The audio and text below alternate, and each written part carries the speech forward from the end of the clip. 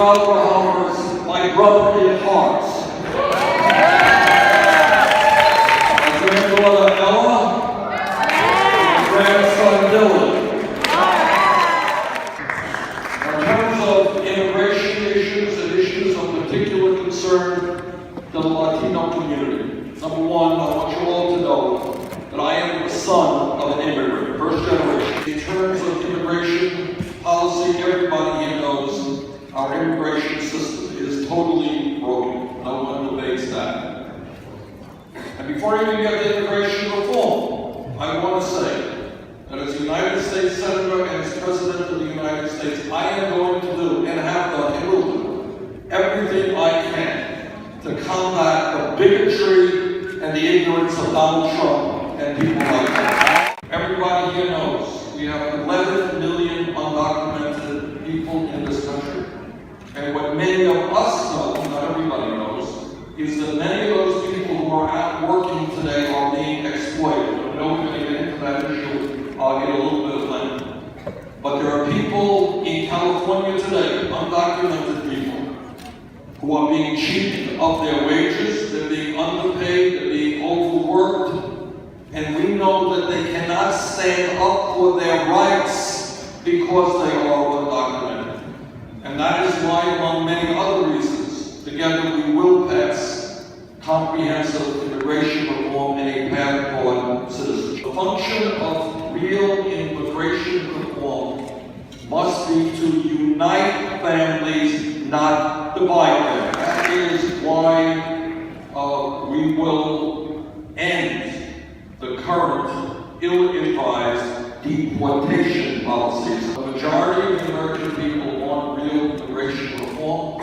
If Congress does not do that, then I will use all of the powers of the presidency through executive orders to do the best that I can do.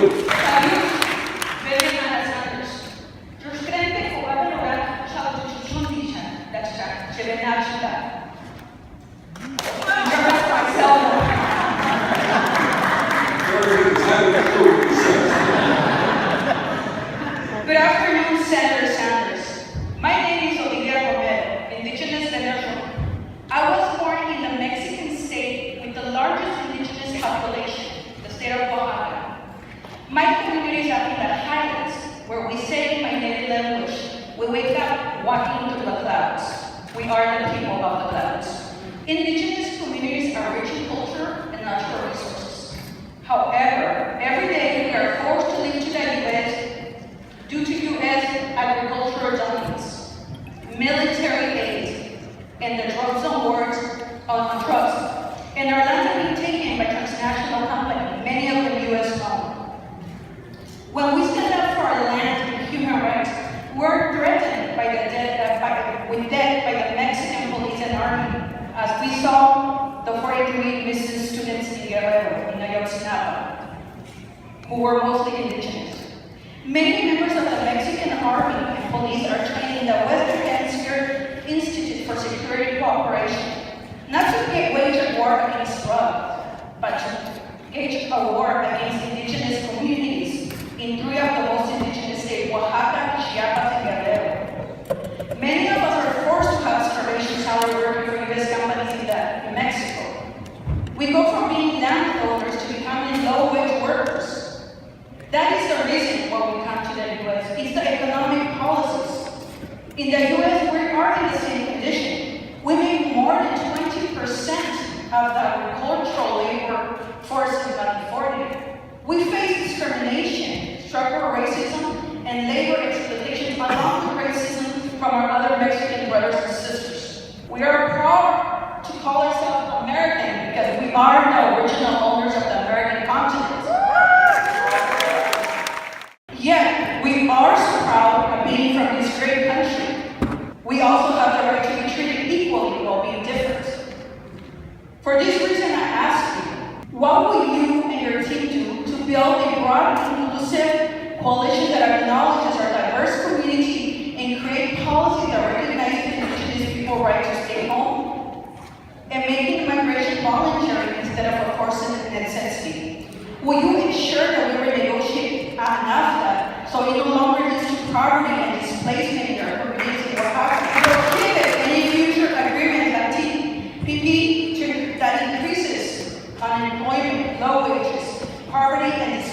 of indigenous people all over. Thank you and welcome to Oaxacalifornia. Have not only been a disaster for workers in this country, they have been a disaster in terms of NAFTA for workers and farmers in Mexico. We will together transform our trade policies so that they work for the working people of this country, that they work for the poor people of other countries, not just for the CEOs of large corporations. We should be incredibly proud of the fact that in this country, unlike many other countries, we have folks from hundreds of countries in every continent on earth coming to the United States of America. Donald Trump does not understand it, but our diversity is our strength. And we've got to build on that strength and not allow people to attack that strength. And by that, what I mean is all of us are proud of where we come from. I just talked literally yesterday, last night, to a group of Native Americans who understand that one of the challenges that their young people have is they have broken the roots from where they come from. As human beings, it is important that all of us know where we come from, that we maintain the languages that we are people use.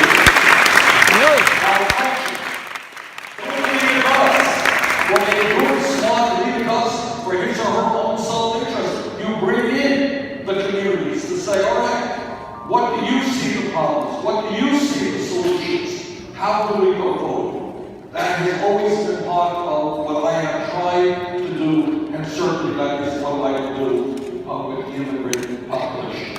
Our immigration policy must be to unite families, not to divide them. I will end the deportation policies that currently exist here. And today, thousands of workers are being cheated from their wages as farmers. So the idea of opposing vigorously this type of labor exploitation of undocumented workers is the right thing to do, it's the moral thing to do. But you know what else is around, and I know that there are some workers who are not undocumented. How does it impact them? Well, it does impact them. Because if employers can pay workers starvation wages and have no rights, why am I going to pay somebody else a living wage? It is part of what we call the race to the bottom. So we have got to fight to make sure that undocumented workers get treated fairly and have real recourse. Real recourse is somebody cheats them, that gives them legal status. Is that what you're saying? Unless I'm mistaken on this, you've got employers out there who are lacking all the way to the bank, right? I mean, they're ripping off workers, making a whole lot of money rather than paying legal wages, and we have got to deal with that. We have to hold those workers, those employers accountable.